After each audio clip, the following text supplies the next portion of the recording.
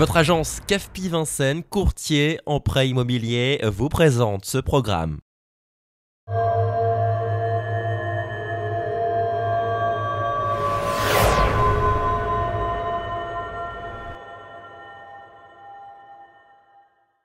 Donc on sort de ce vivarium, on est au pied du Grand Rocher et c'est là que nous avons décidé d'implanter la zone Europe. On retrouve, vous allez voir, ce cheminement sinueux dans ces vieux pins qui sont des pins qui datent d'avant le zoo de 1934, qui sont des pins qui datent sans doute des plantations originelles du bois de Vincennes, donc qui ont maintenant plus d'un siècle. Au pied de ce rocher, vous le verrez d'ailleurs, il fait, compris physiquement, un peu plus froid.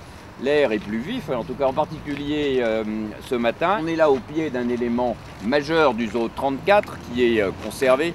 Souvent on me demande, mais qu'est-ce qui va rester? Est-ce que les gens vont retrouver le zoo qu'ils ont connu, le zoo qu'ils ont aimé? Donc je pense que oui, vous voyez ce grand rocher et vous avez là cette volière magnifique de...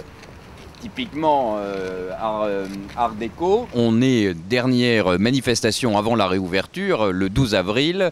Et donc ce qu'on a souhaité montrer aux visiteurs en avant-première, c'est la grande serre que nous inaugurons aujourd'hui et qui est, je crois, le symbole de ce que va être ce nouveau zoo, l'immersion, un voyage à travers la biodiversité.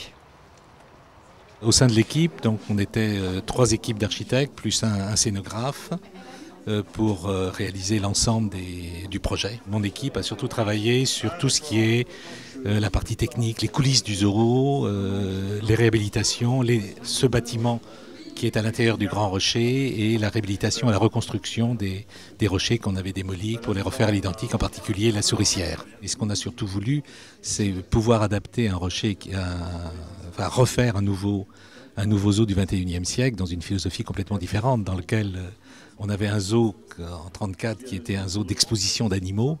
Là, on a un zoo dans lequel la relation entre la biozone, l'animal et son environnement est mis en avant. Donc c'est plus une promenade dans différentes zones dans lesquelles les animaux sont mis en scène et le visiteur est venu là, est invité dans le domaine des animaux.